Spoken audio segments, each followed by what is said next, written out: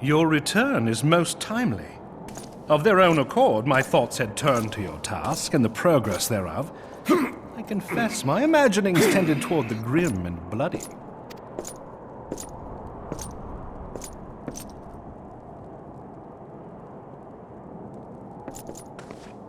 But you are here now, and I suspect such frivolous wonderings do little justice to the reality of your travails. Tell me, what did you learn of Iceheart?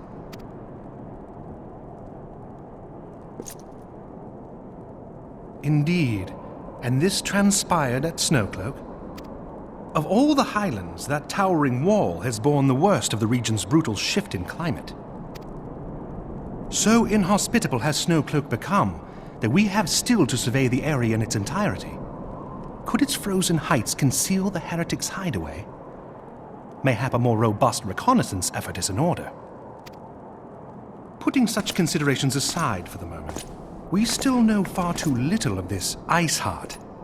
That she is capable of commanding such a band of fanatics bespeaks natural authority, and no small measure of charisma. As much as I would like to fathom this mystery with you, the situation has grown beyond my personal purview. I am bound by duty to inform the Temple Knights and request that they bring this matter to its conclusion. Given the glowing reports the new commander has garnered thus far, I am certain that they can be relied upon to take appropriate action. Though Iceheart's true identity yet eludes us, you have provided us with a point from which to begin. Sometimes it takes but a single stone to prompt an avalanche. On the matter of the stolen provisions, I have already made arrangements for a second shipment to be sent to Revenant's Toll. I could not well allow such an honorable venture to be undermined by one miserable setback.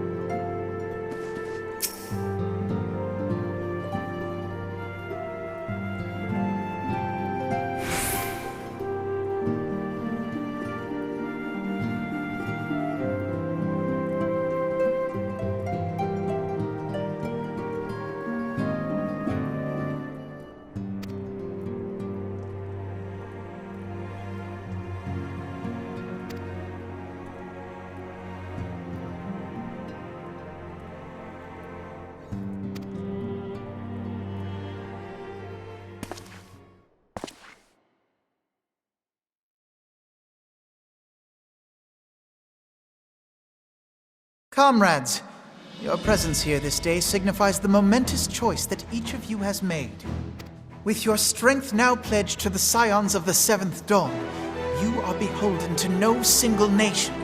You stand as the vanguard for a united Eorzea.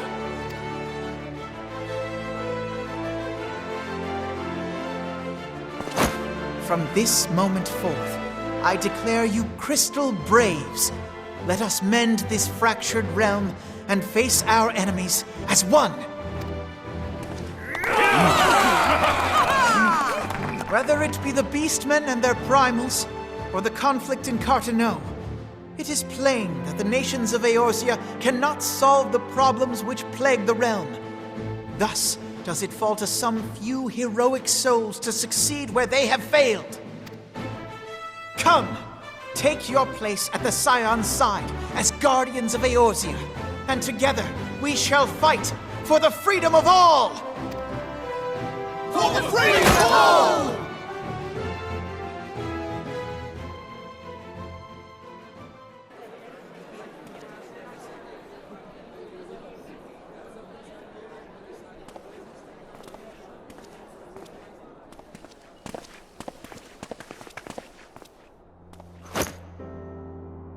A rousing speech, Alphinaud. Or should I say, Crystal Brave Commander Leveilleur? Please, Antecedent. The title is honorary. I shall not be leading the troops into battle, as it were. We are of the same purpose. Let us join hands and do what must be done to save this land. The Scions stand ready.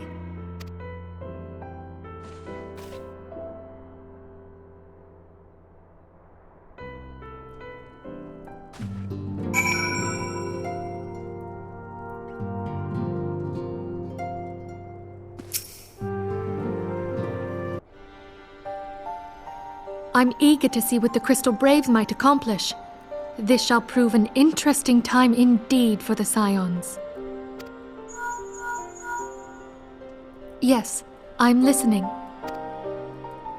So our worst fears are confirmed. The entire Isle.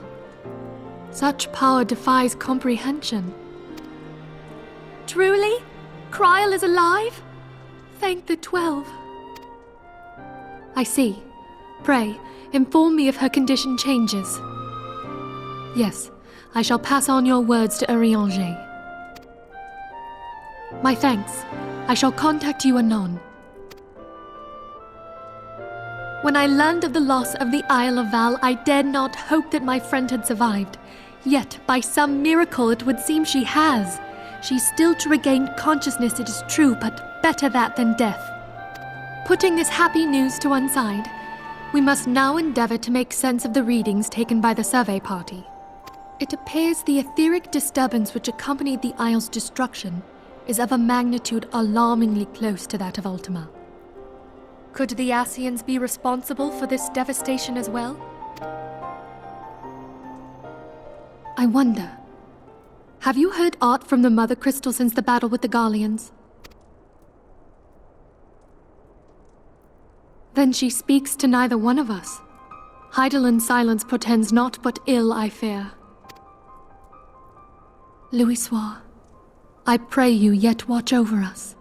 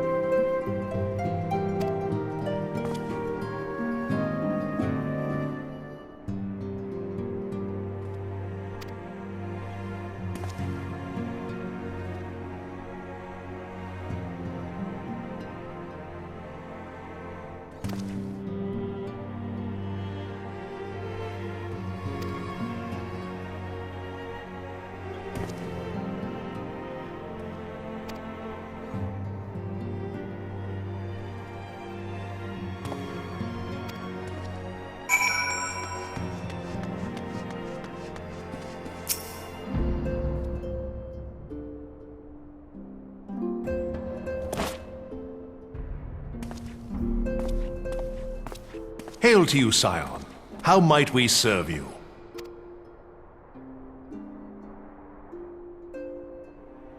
Commander Leveilleur bade you serve us?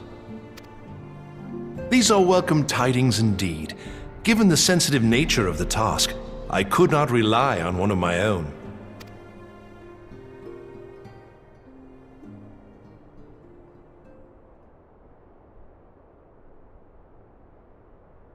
That which I'm about to tell you, I tell you in the strictest confidence.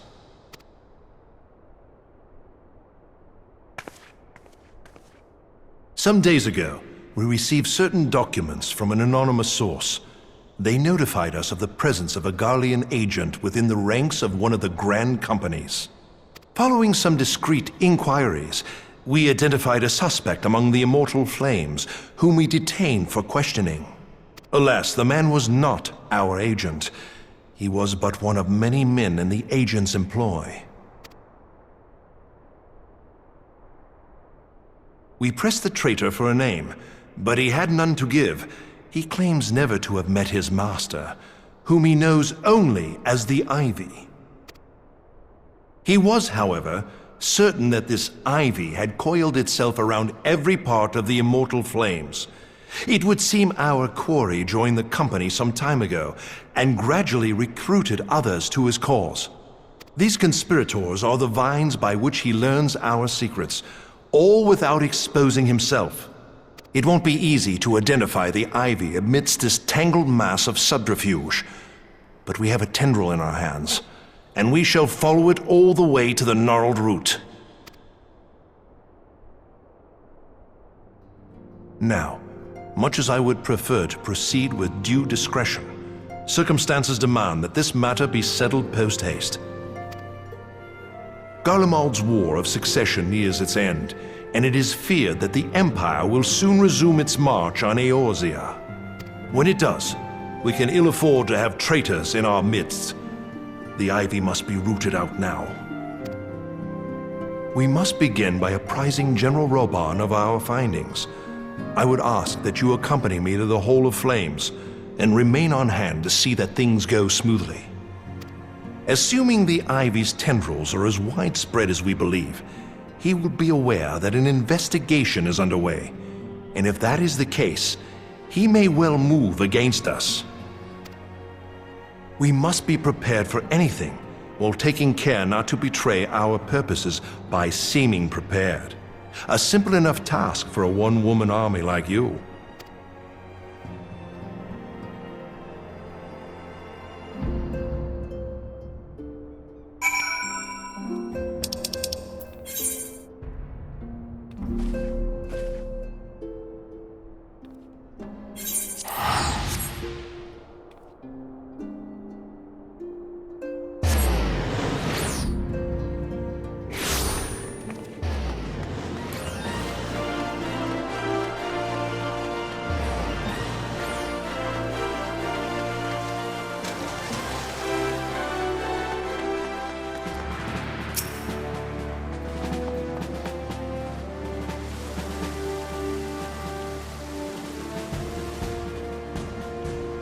Well, well.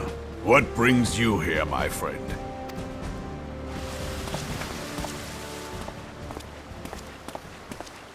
She is here at my behest. Greetings, Roban. It has been a while. Hilbert, you old scoundrel. When they told me you'd be visiting, I scarce believed my ears.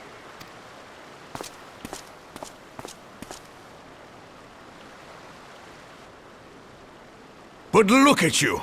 The honored captain of the Crystal Bloody Braves. Who'd have imagined, eh? Not many, but fewer still would have imagined your destiny lay in politics, old friend. Aye. We've both come far, have we not?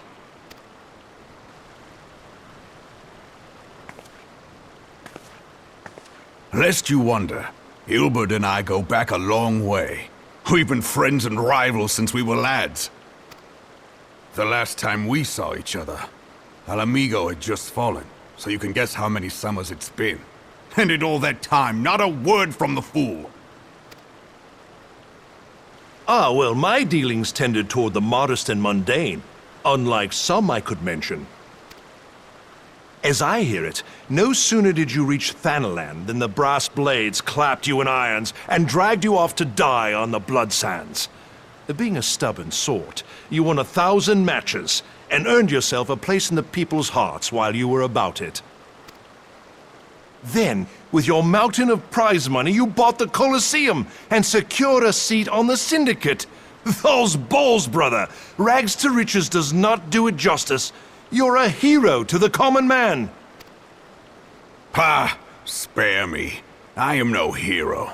If anyone is worthy of that title, it's our friend here. Next to her, I'm little more than a glorified butcher. But you, Ilbert, you sell yourself short. By all accounts, you are an adventurer of some standing. I like to think that I did my part for the greater good. But if you're no hero, then I'm no adventurer, not in this company. Anyway.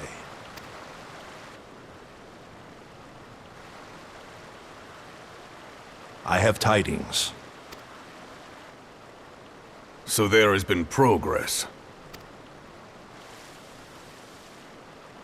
I've let it be known that this meeting is a reunion between old friends. None will give your visit a second thought. To convene elsewhere would only attract attention. Let us speak here, in plain view of all.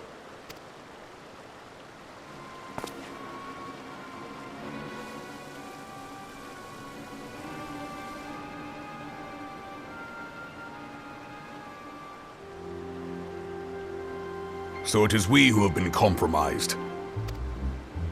Teleji Adeleji's machinations have shaken Ul'dah to her foundations. In such uncertain times, a man's loyalty may be bought for a fistful of gil. But if this snake has truly been in our midst for as long as you say, we must needs consider a far graver possibility. Conspiracy. Could it be that the monetarists have been in league with the Empire from the first? Very well. I will have my most trusted men investigate the matter. Continue your inquiries in the meantime. It does me well to see you again, old friend. When next we meet, let it be over a flagon of ale. I look forward to it. Let us reminisce of bygone days, and drink to the future of our homeland.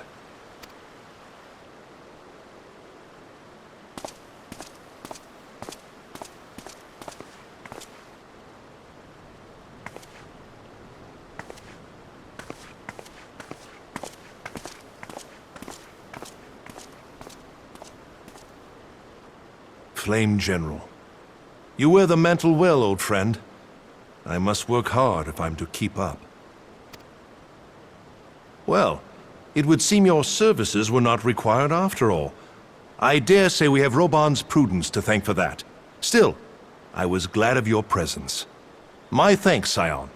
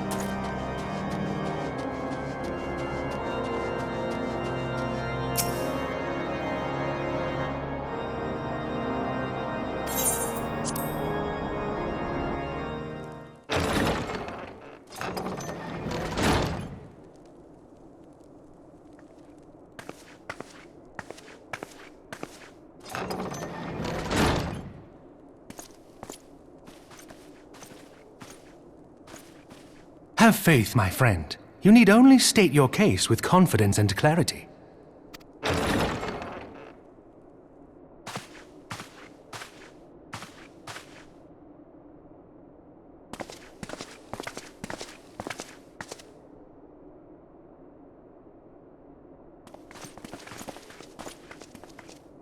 Commander Leveilleur, it is both an honor and a pleasure to meet you. I am Aymeric, Lord Commander of the Temple Knights.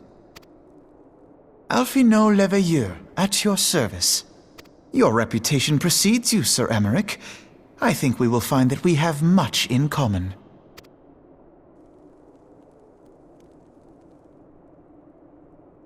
Speaking of reputations, yours towers over us all. Does it not? It does indeed, Lord Commander.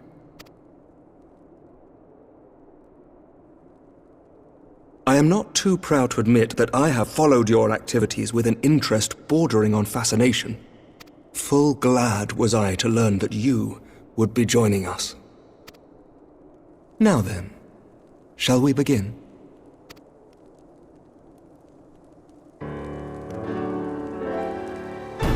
We know full well that the Garleans will return in force ere long. What is more, we have yet to achieve a lasting victory over the primal menace. The beast tribes continue to summon their gods, and each incarnation is stronger than the last. Ishgard is not immune to these threats. I must reiterate that it would behoove your nation to rejoin the Eorzean alliance. Once again, I must respectfully disagree. On what grounds? Despite their presence in Kurthus, the Ixal do not concern us. Their territorial claims pertain to Gridanian lands, and it is the people of Gridania whom they harry. Consequently, the Holy See judges this to be a Gridanian affair, and Ishgard does not intervene in the internal affairs of other nations. Even were that not the case, our forces are wholly committed to the Dravanian conflict. We have not the knights to spare. As for the Garleans, we are not ignorant of history. We have observed the rise and expansion of the Empire, and we agree that it is only a matter of time before they resume their campaign in Eorzea. Then surely it would be in our best interests to present a united front. Mayhap one day, but not yet. Gaius van Belsar is dead, and the legion of conscripts he left behind lacks the will to fight. We think it highly unlikely that they will emerge from behind the walls of their castra for some time. Forgive me, but if Ishgard's position has not changed, why did you agree to this meeting?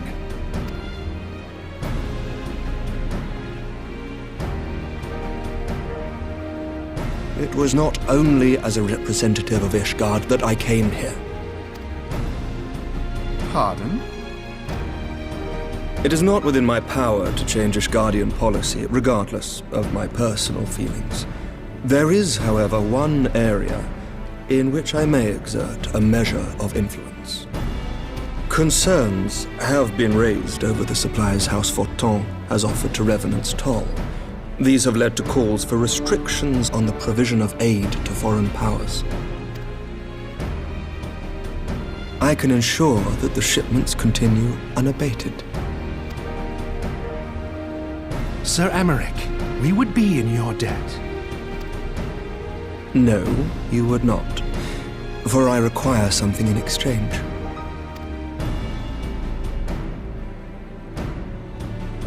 Of late, there has been a flurry of Dravanian activity, the purpose of which was not immediately clear. However, our astrologians have since observed alarming changes in the heavens. The dragon star waxes unnaturally bright, and there are whispers that it portends the resurrection of Midgard Sorma. The fallen guardian of Silvertear Falls? That's absurd.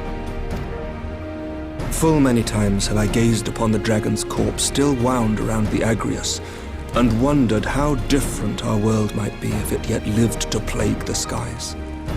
I do not know, and I do not wish to know, nor does any son of Ishgard. Yet the mere presence of Dravanian forces is not sufficient grounds to send knights to Mordona. whatever our astrologians say. As I told you before, we have not the forces to spare. But we do. So you will intervene on our behalf if we agree to watch over the Keeper of the Lake. Do you accept these terms? I do. I will see that you are kept abreast of any developments. I regret that we could not come to a similar agreement on other matters, but I understand that you are not at liberty to make such decisions. Nevertheless, I hope that what we have accomplished here today will serve to demonstrate to your countrymen that we can work together towards a common goal. Mayhap one day we shall look back on this moment as the first step towards a united Eorzea. Mayhap we shall, Commander.